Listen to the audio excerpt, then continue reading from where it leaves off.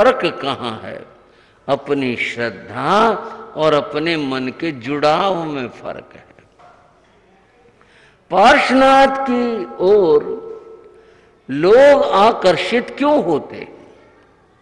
उसका कारण है वो जो सर्प की घटना है ना, वो मानव मन को या हमारे मन को बहुत प्रभावित करती, आकर्षित करती है।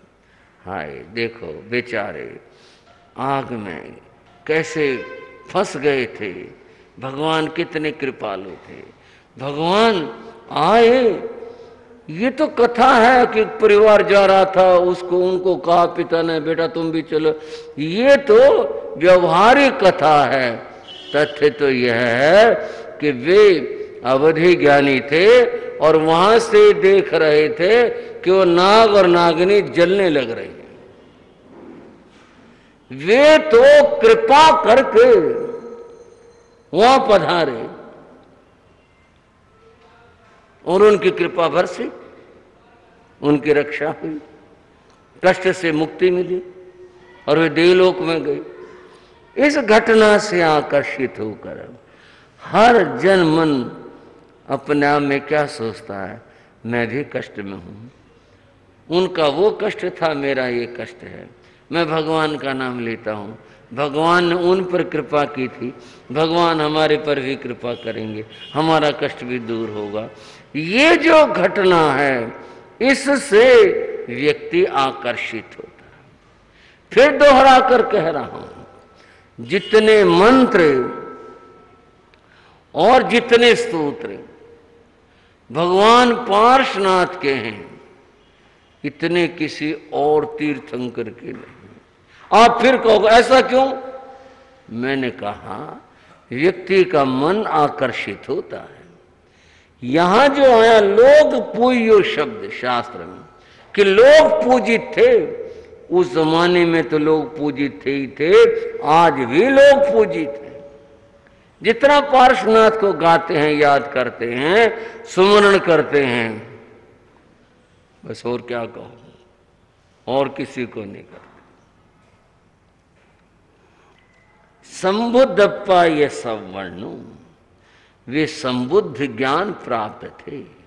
सवर्णु केवल ज्ञानी थे। कौन? पार्श्वनाथ सब कुछ जानते थे।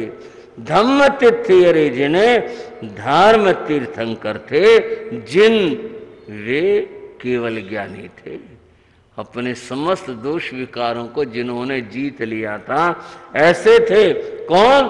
भगवान पार्श्वनाथ। और फिर से एक बार कहेंगे, बोले पार्श्वनाथ भगवान के। तस्य लोग पैवस्य। यहां एक और विशेषण आया, उस लोक प्रदीप के, लोक प्रदीप, दीप, दीपक, प्रदीप और विशेष दीपक, जिसकी ज्योति रोशनी विशेष हो, प्रदीप। लोक प्रदीप, पूरे लोक का दीपक, वो केवल ज्ञान होता है। और कोई ऐसी चीज नहीं है जिससे कि लोक में प्रकाश हो। घर में एक दिया जले तो घर में प्रकाश हो जाता है। अब बिजली का जमाना है, कोई बात नहीं, ये तो उदाहरण है। तुलसीदास ने तो एक और ही बात कही, राम नाम मणि दीप धरूं, जिहि देहरी द्वार, तुलसी भीतर बहारे होत सदा उजियार। घर में दीपक जलाया तो घर में रोशनी हो गई, बाहर दीपक रख दिया तो बाहर में रोशनी फैल गई। तुलसीदास कहते हैं दिए को घर की देहली पर रखो। कहां भाइयों? देहली की। अब तो देहली रही नहीं, करे क्या? जालिया जमाना देहलियों में, अब तो देहली है ही नहीं।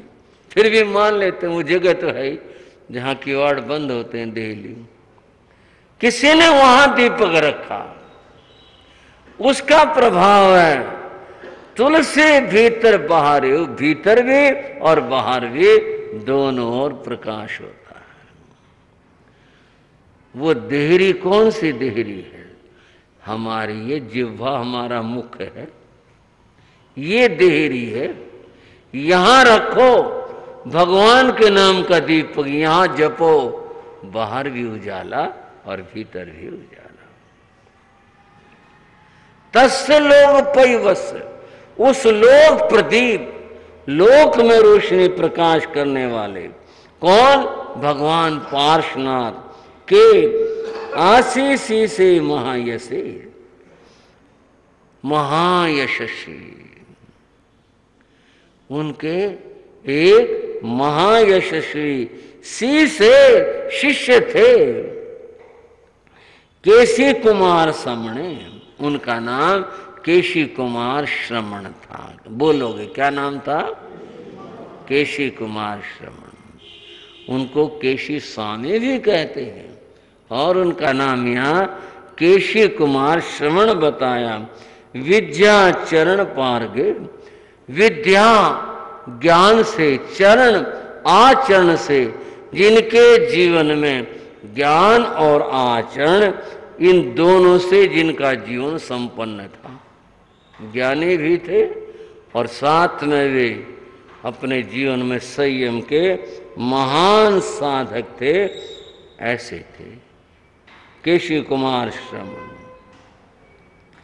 ओही नान सुये बुद्धे, जो अवधि ज्ञान और मन परिज्ञान से युक्त थे। इतना बड़ा ज्ञान था उनका, केवल ज्ञान की बस दहलीज के ऊपर पहुंचे हुए थे, इतना बड़ा ज्ञान था। शीश संग समाउले, अपने शिष्य संग से घिरे हुए, जो भी उनके शिष्य थे, जो उस समय वहां थे, अन्यत्र भी विचरते होंगे, उस सब से घिरे हुए। शास्त्र में बड़ी अद्भुत उपमाएं आई हैं, पीछे भी आई थी। वो आई थी जैसे कि पूर्णमासी का चंद्रमा सितारों से घिरा होता है, वो ज्योतिमान है, सितारे आसपास में बिखरे हुए हैं, शोभायमान होता है, ऐसे गुरु शिष्यों के साथ शोभायमान है। अपने शिष्यों से घिरे हुए, उनसे, उनके साथ में गामानुगामंगरियंते, एक गांव से दूसरे गांव होते हुए विचरण करते हुए सावथिंगपुर में आ गए, श्रावस्ते नगरी में आ गए। नगरी का नाम बोलो, श्रावस्ते नगरी में आ गए। विचरण करते हुए श्रावस्ती थी नगरी, वहां पर आ गए, श्रावस्ती में आ गए। तिंदुक नाम उज्जानम, तिंदुक नाम का एक बाग था श्रावस्ती के बाहर, उसका नाम है तिंदुक, नाम का बाग था। तम्मे नगर मंडले फासवे सिज संतारे तथवास मुआ गए। उस बाग में, उस उद्यान में प्राण सुख पुराण बिछाने की, चौकी फट्टा, ये बागों के अंदर कोठी भी बनी होती थी पहले। सेठ लोग, राजा लोग मकान बनवा लेते थे, वे जाएंगे तो वहाँ बैठेंगे, खाना पीना होगा आदि आदि, तो वहाँ चौकी पट्टे भी मिल जाते थे। जो सब प्राण सुख थे, यानी किसी प्रकार के आरंभ से युक्त नहीं थे, उससे रहित थे, वो सब लेकर तथवास मुआ गए, वहां ठहर गए। हाँ भाई, पश्चिम बिहार वालों, प्रासुक स्थान ठीक ठाक आपकी भावना पधारो महाराज, और संत मुनिराज साधिया जी महाराज पधारते रहते हैं, सारी बातें सहज सुलभ हैं, आपकी भक्ति है, सेवा है। वो महान मुनिराज तिंदुक नाम के इस बाग में आकर के ठहर गए। अब ये एक पक्ष हुआ। तेणे कालीणं धम्म तिथियरे जिने भगवं वद्धमानिति, सब लोग में विश्वे, उस समय में, उस काल में, जबकि हम ये बात बता रहे हैं, उस समय में, अर्थात वे केशव कुमार जब श्रावस्ती आए, तिंदुक उद्यान में वहां करके ठहरे, उस काल, उस समय में धर्म तीर्थंकर समस्त राग द्वेष के भावों को जीतने वाले भगवं वर्धमानन्ते, भगवान वर्धमान जिनका नाम था, और फिर श्रद्धा के साथ बोले भगवान महावीर स्वामी के, भगवान महावीर स्वामी के। यह वर्धमान नाम आया, वर्धमान उनका जन्म नाम है। भगवान वर्धमान यानी भगवान महावीर सब लोगों में विश्व जिनकी महिमा और कीर्ति सारे लोक में फैली हुई थी। ऐसे भी 24 में तीर्थंकर भगवान महावीर उस समय में विचरण कर रहे थे। ये उनका काल है। तस्य लोग पैवस्य, उनके लिए भी लोक प्रदीप शब्द आया। भगवान महावीर के लिए भी आया और भगवान पार्श्वनाथ के लिए भी आया। उन लोक प्रदीप आशीषी से महायशे, उनके महान यश वाले शिष्य थे भगवान गोय में नामं, जिनका नाम भगवान गौतम था। यहाँ भगवान शब्द का प्रयोग हुआ गौतम स्वामी के। भगवान गोय में नामं, जिनका नाम भगवान गौतम था। विद्याचरण पारगे, जो ज्ञान यानी विद्या और ज्ञान में और आचरण में पारंगत थे, जिनके जीवन के अंदर ये दोनों ही थे। ऐसे थे गौतम स्वामी। गौतम स्वामी 4 ज्ञान के धारक थे। मति ज्ञान, श्रुत ज्ञान, अवधि ज्ञान, मन पर्यव ज्ञान, इतना ज्ञान उनका था। इसके वे धारक थे। 12 संग व्यू बुद्धि, द्वादशांग 12 अंग शास्त्रों का जिन्हें ज्ञान था बुद्धि। शीश संग समाउले, अपने शिष्यों के साथ घिरे हुए। गामान गामंग रियंते, गांव से दूसरे गांव होते हुए सोवे सावथी मां गए। वे गौतम स्वामी भी श्रावस्ती नगरी में पधार गए, आ गए। क्या ये माने गौतम स्वामी अलग विचरते थे भगवान से? नहीं, वो अलग नहीं, भी साथ ही रहते थे। कोई विशेष कार्य होता तो भगवान उन्हें भेज देते थे, गौतम तुम वहां जाओ, उस व्यक्ति को बोध देकर आओ, ज्ञान देकर आओ, गौतम तुम ऐसा करो। ऐसे बहुत सारे प्रसंग हैं जब भगवान ने यानी भगवान महावीर ने गौतम स्वामी को कहा जाओ। एक बात और बता दूं, कभी कुछ मामले ऐसे भी थे कि जो काम गौतम ही कर सकते थे, आप चौंकेंगे क्यों? भगवान महावीर ने कर सकते थे, हम हाथ जोड़ते हैं, भगवान का आगे नमन करते हैं। उनकी महिमा माया आप और हम नहीं जान सकते ये क्या मामला है, पर मैं बता रहा हूं, कथाएं बताती हैं कई जगह वो काम गौतम ही कर सकते थे।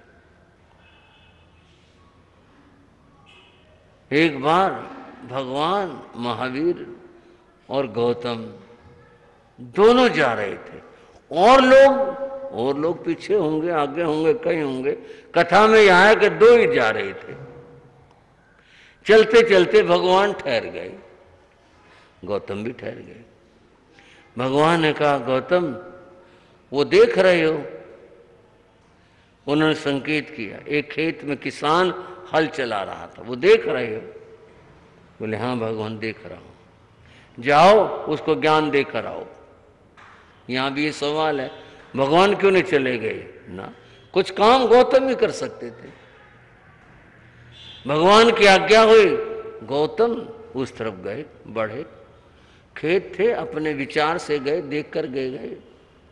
जब वहां पहुंचे तो गौतम को देखकर बैल चौंक पड़े। जैसा होता है अभी भी हो जाता, कई बार साधुओं को देख करके पशु जो हैं वो फड़क से जाते हैं, नाराज हो जाते हैं। बैल चौंक पड़े। बैल चौंके तो किसान गुस्सा हुआ, कौन है तू, यह कहां रहा, देखता नहीं मेरे बैल चौंक रहे हैं। गौतम स्वामी बोले, भाई मैं तो तेरे से मिलने आ रहा था, क्या काम है मेरे से, उधर चल, मेरे कोई काम नहीं तेरे से। अरे भाई बात तो सुन ले, क्या बता, क्या बात है, मेरे काम में और हर्ष डाले जा रहे हैं, कौन है तू, क्या बात है। मैं साधु, फिर साधु हो तो मैं क्या करूं, भाई बात तो सुन ले तू। उसने कहा यू जाएगा नहीं, मेरे काम में तो हानि पड़ी गई, बैल चौंक करें। उसने अपना हाल रोक दिया और गुस्सा होकर के आया, क्या बात है बता, क्या काम है मेरे से तेरा। बोले, ये तू हल क्यों चला रहा है, ये कोई सवाल हुआ, हल क्यों चला रहा है, हल नहीं चलाऊंगा पेट कहां से भरेगा, खेती कैसे होगी, इसलिए चला रहा हूं। अपने लिए चला रहा, अपने परिवार के लिए चला रहा हूं, अपने लिए क्या मतलब हुआ। जो परिवार के लिए तू चलाने लग रहा है वो परिवार तेरा परिवार है, और किसका परिवार है, मेरा परिवार है। और ये बात तो शुरू होगी, तेरा परिवार, ये परिवार तेरे साथ आया था, ये परिवार तेरे साथ जाएगा। गौतम स्वामी ने कहा, बोला मतलब क्या है तेरा, यूं समझा मेरे को, मेरे परिवार से क्या मतलब है तुम्हारा। बोले मैं ये कहना चाहता हूं तू अकेला आया था और अकेला ही जाएगा।